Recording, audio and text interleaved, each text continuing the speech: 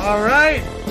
Hello, everybody, and welcome to a very special Halloween edition of our Lehigh Valley Passport to History's monthly virtual program. Each of these 30-minute episodes highlights a different theme and discussion from the historic sites participating tonight.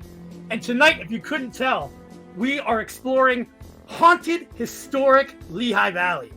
I am not the bell guy. I am your host, George Wacker with Lehigh Valley with Love Media.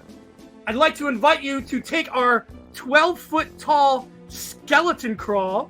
If you haven't heard about it, throughout the Lehigh Valley, we have user-submitted Halloween decorations and skeletons, and you can visit them, much like this. We will leave a link in the comments, and you can go ahead and take a look at that after the show. Now, I'd like to I got to turn off our little Halloween music here. I want to tell you a little bit more about Passport to History. Lehigh Valley Passport to History is a partnership of 50-plus historic sites and resources in and around Pennsylvania's Lehigh and Northampton counties. The group helps to promote local tourism and shares historical activities, events, tours, and exhibitions throughout the valley. Lehigh Valley Passport to History, lvhistory.org, you're looking at the website right here, is funded in part with funding received through the County of Northampton's Hotel Tax Program, the Lehigh County Tourism Development Grant Program, and the Institute of Museum and Library Services. Visit lvhistory.org for more information. Jerry, good evening from Bethlehem. We're about to get started here, and we're excited because tonight we have Craig Kohler of the Kutztown Area Historical Society. We're going to hear about the haunted 1892 public school building. We have Sarah White of the Sigal Museum. We're going to visit 2 stops on the Erie Easton Walking Tour. And we also have Hannah Franco of Quiet Valley Living and Historical Farm. And we're going to learn more about the tragic event at the property when a family member was struck by lightning. So, guys, I want to welcome you all to the show this evening. Thank you so much for taking time out tonight. Thanks for having us. Hello. Hello, how's it going? So we're gonna get right into it. So, Craig, if you wanted to begin and tell us a little bit more about the Kutztown Historical Association, and then the Kutztown Area Historical Society, and then let's also get into some of these spooky stories. I'm gonna start with a spooky picture. This is a historical society itself. That is the 1892 public school building in Kutztown that houses the Kutztown Area Historical Society Museum, archives, and offices, and all of our programs and activities are held in this building. Now, it's a great picture. I took it, so I have to say that. And there have been rumors of this building being haunted as long as I can remember. This was used as a school until June of 1977, and I was one of the last students who actually had classes in here, and nobody ever wanted to stay after school in this building because it was big and old and creepy. It's still big and old. I don't think it's creepy anymore. I love it. I've been in this building by myself with all the lights off and nothing. I've been in the building on a nice sunny Sunday afternoon, and I hear somebody walking in the hallway, and I go out and look, and nobody's there. And then I come back in the room, and I hear them walking, and I go back and look, and nobody's there. So as you can tell, I have a lot of stories to tell. Yeah, I mean, it's really eerie to get that eerie sense during the daytime. Yeah. So can you? We have a couple more pictures here. You said you kind of have a story for each one, so I'm going to bring this one up. Okay, this is our front stairway, and this is something that happened. I joined the board of the society in 1997. I was a member of it since right after high school. I won't tell you when that was, but the Historical Society purchased this building. Oh gosh, I forget when it was. I think it was 1980 or 79, around there. And one of the first things they did was redid the floors. And the gentleman who refinished these floors was in the building working alone by himself. Now, at the bottom of this photo is a landing at the top of the stairs, and the photo is taken from there. He was working in that area, and he heard somebody come in the front door. Now he was working alone, so he called down nothing, and he heard somebody coming up the stairs, and he looked over the railing there, and saw nobody, and they kept hearing them coming up the stairs towards him. Now, again, this was in the early part of when the Historical Society bought the building, which was in the early 80s. He just returned to the building after that incident last fall and told us the story. So he stayed out for almost 40 years. What did he say? Like, what was the He experience? saw nothing. He just heard somebody walking up the stairs towards him. And that's enough to keep him out for 40 years. It sure was, I guess. Oh. No. And honestly, being in that type of situation, if you know nobody's there. Yes. Yeah. So All right, let's bring up the day it was, but yeah, he swore he would never come back. But he was here when we had like hundreds of people in the building, so I think he felt comfortable if there were actual people in the building with him. Oh man! All right, I'm gonna bring up another one here. Okay, now this is something that I actually experienced in 2003. We had a huge museum exhibit of artifacts of the Native Americans of the Kutztown area. And we had an opening night. It was a Friday night. And, the board of directors was here and the membership and everything. And we were cleaning up after that because the next morning is when we were opening. We had a full weekend of events. And I was president of the society at the time. And the two curators of the exhibit and I were standing right in this area talking about the next morning. And we heard a loud scream. A scream? A scream. A woman screaming, and we stopped. Now, we live in Kutztown, but there's more noise than usual because the college. Right. So we stopped talking, and then we heard this scream again, and all three of us looked towards that wall because the scream was coming from that wall, and then we heard it a third time. Like where the display is that where the display is? It was coming. Yeah, the wall behind there. It was coming from there.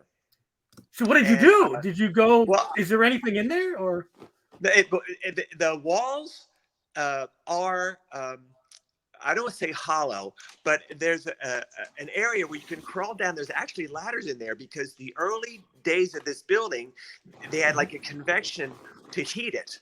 So they had these huge vents to circulate air through the building. It never worked, but they're still there. So we looked towards that wall and we thought, well, I don't think anybody was down in there. If they were, they're still there because we didn't go inside and look. But I said, what was that? Only I put in a couple of extra words that I don't want to use. I'm sure. And one of the other curators said, oh, well, that was the ghost. And the other curator, who had just spent the past 2 weeks here till midnight cleaning artifacts by himself, just like whimpered, don't say that. So we think that maybe having all these artifacts, that we were very careful to make sure that we didn't use anything that had been taken from a burial site. Sure. Okay. But we still think that may have stirred something up. We're not sure, but we certainly heard that. So like an audible, like you guys would look at each other like we just heard a scream. Yes, and we it wasn't like just once and done. It got our attention the first time. The second time, it really got our attention because we all looked where it was coming from. And the third time, it was quite clear where it was coming from. Yeah. Oh, man. So that's my big experience. I experienced some other weird things, too. But there's definitely, like, having something audible like that is, is wild. Yeah. Do you want to say? I'm going to bring up this third one, or do you have more to talk about? But I'll bring up this third one. I was going to say, if you want to bring up the third one. Now, our ceilings are very high in here. As I don't know if you can hear an echo with me talking because you're in there now. Dude, there's no ghosts. Well, I can go in right now. Here we are. If we catch one on camera, yeah. So anyway, right up there, we had a local painter. He was in here painting. He had scaffolding. He was in here alone. He was up on the scaffolding painting, and he felt somebody rubbing his back. He still comes back though. I think he liked the massage. Oh my goodness, that's so spooky. But whenever he comes back, if he's in here working alone, he has a radio blaring. Just to Was that like a ghost, anti-ghost type thing? I don't know. Loud sound. It makes him more comfortable. I mean, I personally, I would be not thrilled, but I would find it very interesting if I would experience something like that. So I don't think I would chase it away. The screen was pretty cool, though. I left that night thinking, wow, that was pretty cool. I would imagine at the time, though, you're like, that is not cool. But looking back on it, but you're thinking, it's like, did that happen? Right. But, it was that we like, okay, it wasn't like, oh, did you hear that? And that was it. We heard it distinctly 3 times. And that's when you look at each other and you're kind of like, okay, I'm not crazy. Yeah, you heard it too. Exactly. That was exactly what it was. We were just like that. Right. That was there. That did happen. We didn't just, I didn't just hear it. So yeah. And the one guy grew up in a funeral home. So to hear a ghost here and be creeped out, it's pretty interesting. Well, I'll tell you what, anybody like rubbing my back, unless it's like a good, a solid massage, I think I'm out of there. I'm turning the music up as well. Yeah, I think that would, I would, 10 years later, I might think it was interesting. Oh, man. Craig, sit tight because we're going to come back to you to tell us what's going on at the Historical Society. I'll be we're going to jump right over to Sarah, who's got some equally scary stories. In fact, you have an upcoming tour. They're going on now, right? The Eastern Walking Tour is going on now, right? Yes, they're throughout October. Okay.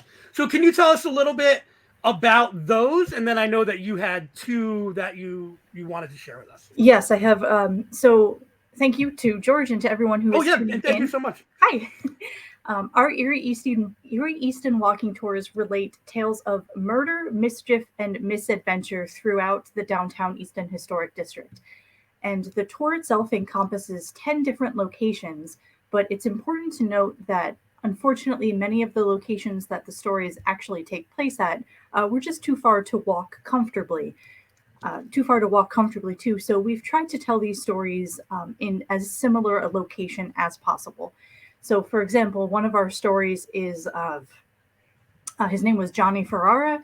He was a mobster during the Prohibition era, and he was shot and killed at the Black Horse Inn on Route 611. Now, it's a little too far to walk to for a walking tour, but we tell that story at a building that was known to have been a speakeasy during Prohibition. So at least the locations are similar. And our primary concern was that this was not a jump scare tour. Nothing was going to pop out of the alleyways and scare you. We wanted to make this as educational and as solidly based in historical documentation as possible. During the research and the writing process, I relied really heavily on NCHGS's own library and archival holdings. I am sitting in our library right now. So we used maps, court transcripts, newspaper articles, and really heavily photographs. We have a photograph that accompanies each of our stops. Instead of the jump scares, we focus on wrestling with the uncomfortable truths about our own history, right? We don't need to add to things. History is ugly enough as it is.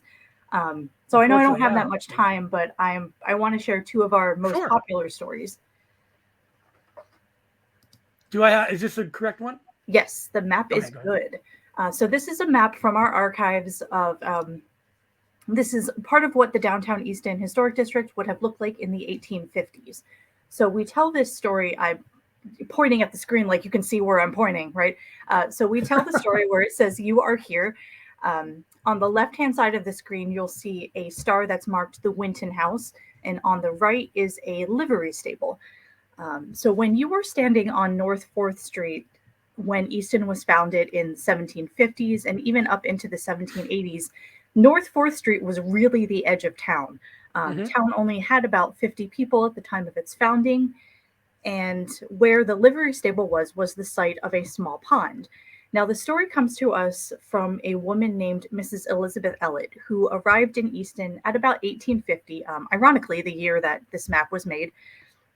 And she wrote a story that was eventually published in a Philadelphia ladies' book called The Fate of the Flirt in the Olden Time, which is as great a story as it sounds. So she sets a scene with a really beautiful picture of a frontier village, Easton, in the early 1770s. She said that she heard this story from one of Easton's oldest residents. So if you can imagine this story being told over the last 250 years, like a game of telephone, right? It starts with one story and who knows what you end up with.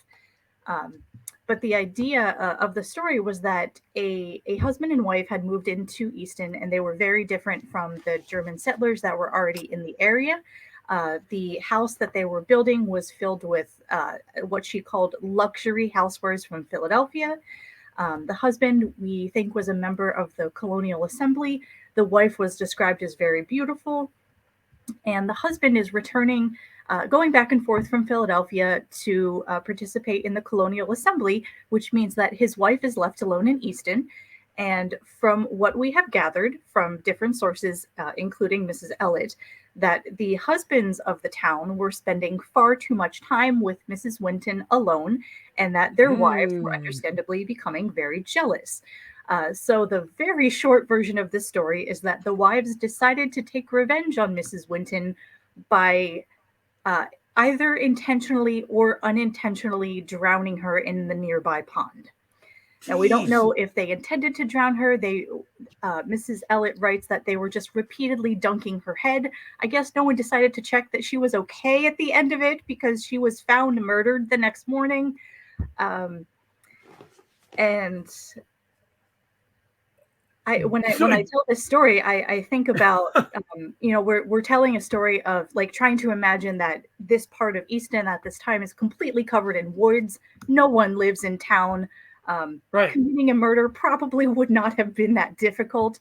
But it's amazing to see how much Easton has changed since the telling of that story. And one of the things that I really enjoyed in working on this tour was trying to piece together where all the events of these stories would take place, right? So if she says, well, I know a guy who has a stable near where the pond was, then we have to go back and find where the stable was, which we did find. And then we had to track down where the Winton house was.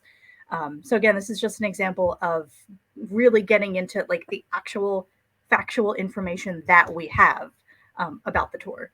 That must be neat to kind of like to when you're doing the research to like hear kind of a folk tale, but then find factual evidence that you can back it up with. It's pretty cool. Right. I mean, do we know if she was intentionally murdered? No, but it's nice to try to find as much historical evidence as you can and try to piece it together from there. Now, the next story, we're lucky that we have a lot of documentation, and we have court transcripts, photographs, newspaper articles.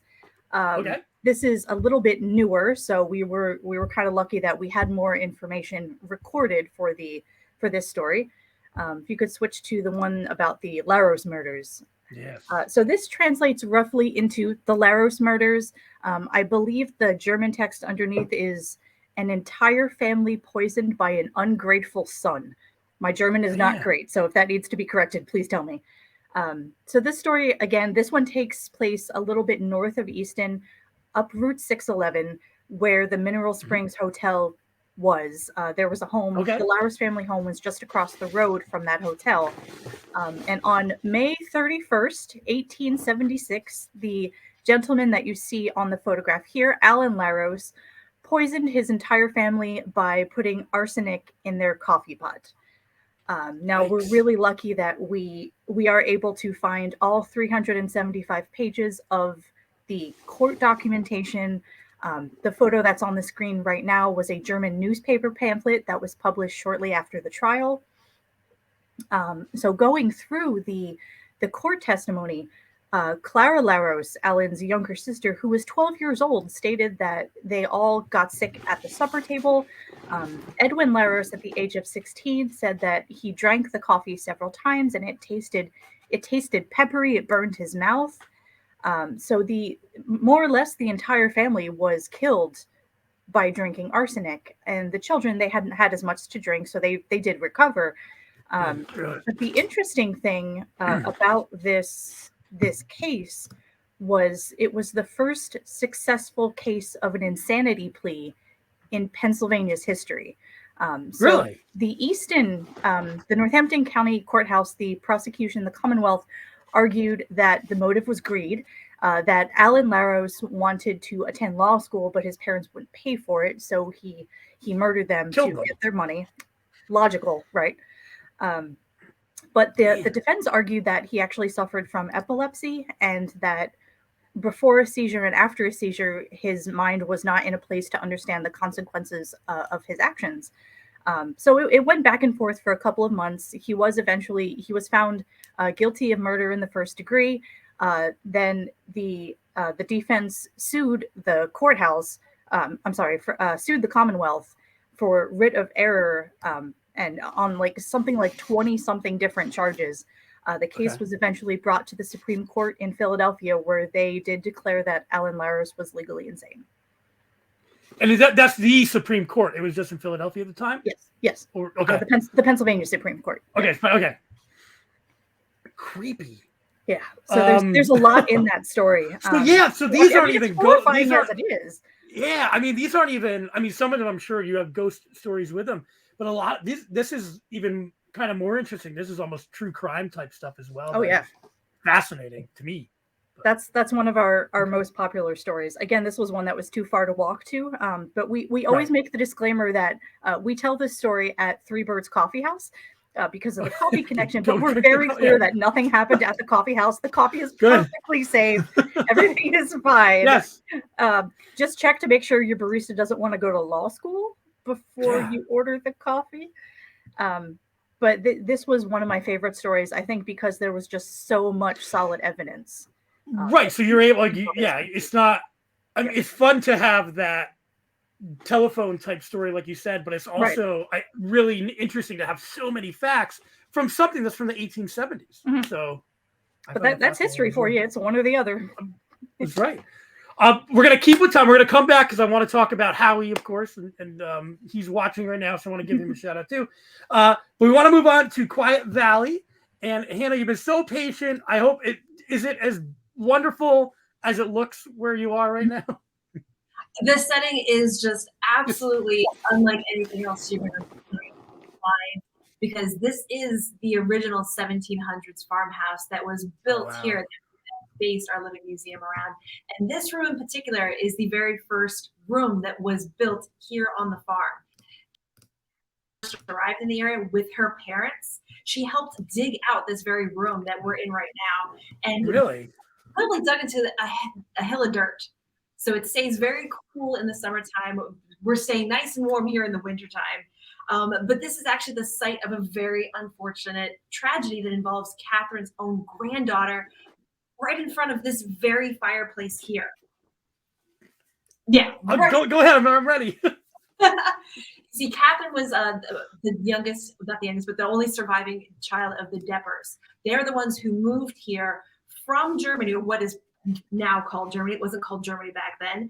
And they had answered kind of like an existing invitation at that time from this gentleman named William Penn, who had since passed on, but the old invitation was still there to come make a new life here and escape serfdom. So they did. They fled the area, came over here into the U.S., and eventually found their way here, dug this out of the side of a hill of dirt, and basically made a new home. She grew up here, married Johann Ludwig Meyer, which then they became the Meyer family, and they lived a very hard life. And we don't exactly know what Catherine and Johann's wedding was like themselves, because they had lived a really hard life. She being the only surviving child of a family that fled from serfdom over in Europe, and he being a poor, unfortunate boy that was kidnapped, conscripted into the Hessian army, sent over to the U.S. to serve, to fight against these crazy Americans and their upstart ways over here, and had been captured, sent to a POW camp. And when he got out, couldn't make his way back to Europe, stayed here, found Catherine, married, and started their life here. So their wedding, we don't know. However, by the time their granddaughter, Leah, came around, we're 2 generations into the family, and they are much more established. They've expanded the fields, the corn, they've increased their livestock, and they expanded this room itself. So they actually doubled the size of this room. They added a root cellar that goes, it's right here, I'm sitting right next to it. It goes even further, which you think this is dark and spooky. And they also enlarged the fireplace that was here behind me. And so her wedding was going to be a great thing, but unfortunately, this right here is where she spent her last month before she was just tragically struck down. And it was while the whole community was on their way here to visit her. They were coming to help celebrate this young couple. She was 18 years old. She was getting preparing for her wedding before she even knew who or even if she was going to be married. She would have worked from a young age on a dowry chest, which is what they filled with everything they would need for a new life with a new family, possibly on a new farm. And so she put in there everything she'd need by hand, including blankets, curtains, bed ticking, clothing, bags, dried herbs, seeds, everything she would need. And so when they were preparing for this wedding here, it's not like a wedding we think of today. Today, like wedding, scenery, setting, decorations, they wouldn't have had the kind of all-out decorations that we're used to. They would have had wheat decorations or small cloth or something like that to use to decorate. But really what a wedding was about the food. And given that she was getting married in August, they had the whole bounty of fruits, vegetables, cured pork from the previous winter. And Pennsylvania cooking is known for savory meals and sweet desserts. And so she would have been here just absolutely working hard to get everything done and get ready for this big wedding and all these guests that were coming to help celebrate. And so while she was there in charge and kind of taking over everything to be done here, a storm passed through the area. It passed right through the valley, passed right over the house. And a little bit of rain on a wedding day isn't going to stop anybody. However, when they heard thunder rumbling through the valley, they had no idea what an ill omen that stormy day actually would mean for this particular wedding. And when the undeniable power of a lightning bolt came forth, it searched for the shortest distance to get to ground. And unfortunately, that was down through this very chimney. And it was drawn to the metal cooking implements she would have had in her hands. And her heart to get to the dirt floor that she was standing on. And by necessity, her wedding now became her funeral. And all it could help make was now turned into food for all the people who were coming to help mourn her. And so the newspapers at the time said that there was 100 wagons that came to, and not counting people on foot that came in the area, there was 100 wagons that came here to mourn her and to see her body transferred to the Schaefer Schoolhouse, where the final ceremony was held. And she is currently buried in the Schaefer Cemetery. Her family, however, lived on, particularly her younger sister, Hannah, good name, who took over the farm. And then the farm was handed down through other generations until it has become what it is today, Quiet Valley Living Historical Farm, where we celebrate the lives of not only the Becker-Meyer family, but of the average person who lived in the 1718 or early 1900s, who usually don't appear in textbooks or with all the fame and glory and notoriety, but they are an indelible part of our history and American history for having lived and died in amongst us without the notoriety of some of the more scandalous ones, but they make our life. What a sad story. So, are there any reports of any like ghostly type things, or is it more just the story of the tragedy? Our volunteers and some of our workers try and absolutely convince us that doors open and close on their own, that they sometimes feel like they're being watched. I'm not going to be convinced of any of it, but if Leah is still hanging about in any way, shape, or form, she would be very comforted by the fact that, or discomforted by the fact that the very place where she lived and died still looks so much like what she was used to when she was here. That's a great segue too for us to begin to give everybody a chance here to talk about what's coming up and what you do. Hannah, can you tell us a little bit about what is going on, or what Quiet Valley Living Historical Farm is, and if there's any other events that you would like to talk about that are coming up soon? Oh my goodness, yes, of course. The big one that's coming up is, of course, we have our spooky days that are going to be next weekend. It's going to be the 28th and 29th, starting at 5. There's a spinning circle of doom. Am I still there? Okay, yes. Yep. Booking online is the best way. Make sure you get a time slot so you know when to arrive to get right underway for our murder mystery that we have here.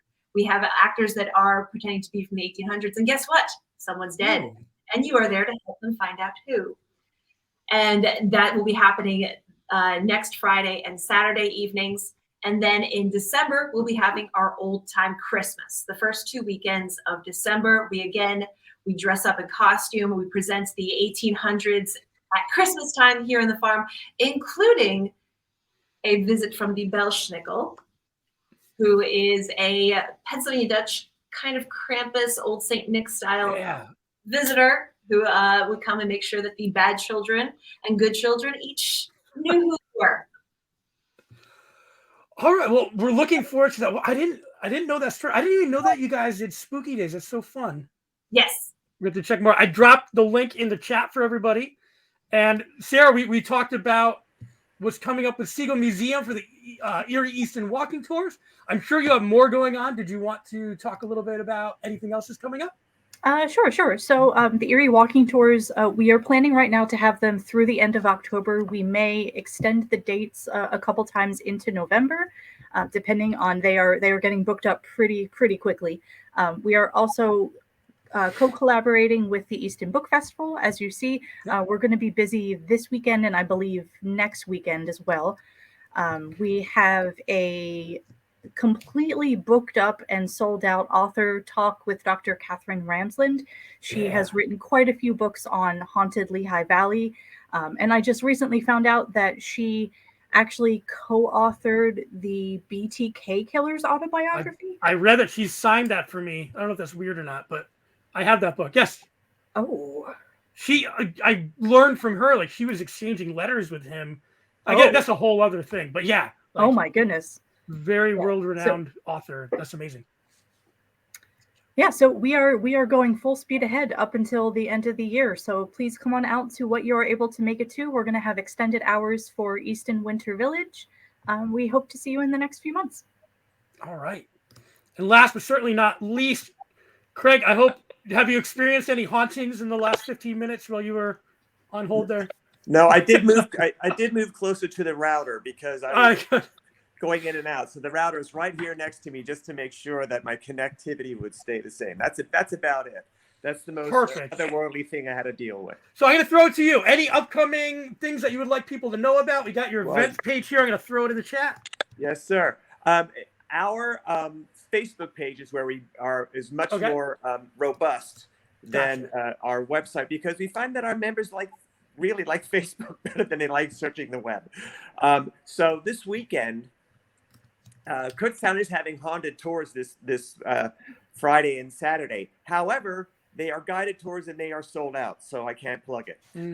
But on Sunday at 1 o'clock here at the 1892 Public School Building, which is at the corner of Normal Avenue and South White Oak Street, at 1 o'clock, the mayor of Kutztown is going to be giving a presentation, Kutztown Then and Now, showing historic buildings and sites, etc., throughout the town, what they look like back in the late 1800s, early 1900s compared to today, and the history of those buildings, etc.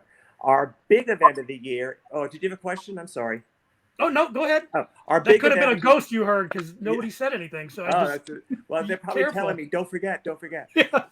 Our big event of the year is November 12th. That is our annual holiday festival. We've been having it for over 40 years. It usually kicks off the holiday season in the Kutztown area. It's Saturday, November 12th from 9:30 to 3:30. We have food, we have music, we have our holiday train display. It's a beautiful HO train display. We have a very active group that it takes up a big chunk of our basement. It's enormous. That'll be running. We're having a quilt raffle. We will have artists and crafters here. It's our big fundraiser of the year. And our Victorian school building is all decorated for the holidays. It's just a beautiful thing to visit at the time. And then, go ahead. Keep going. The following weekend, we start. I talked about our train display. Well, this has become very popular. I don't know if any of you know any train people or know of them, but they love this stuff and kids love it. So every Sunday, from the what is it? Is that the 21st, the 20th, the 20th? Every Sunday from November 20th through the end of January, we are open from 1 to 3, and the trains will be running. So bring the kids out to see that. And our admission is always free here. We never charge admission. Oh, good to know. Well, I have one more plug for, of course, Lehigh Valley, lvhistory.org, where you can find more information about all these different organizations and spots. And I also want to make sure that I plugged our own 12-foot tall skeleton crawl. I dropped that in the chat as well. It's a lot of fun. These are all user submitted. You can drive around the Lehigh Valley and look at your favorite skeletons. Sarah and Hannah and Craig, thank you so much. This was one of my, I can take this off now. This is one of my more favorite ones that we've ever done. This was a blast. Oh wait, we didn't talk about Howie. I want to make sure we give him a shout because Howie always watches these. And so Sarah, is this one of him giving a tour? Yes, Howie. God, so weird. Howie's my father, and every time I say him by his first name, I feel like, whoa, this feels wrong.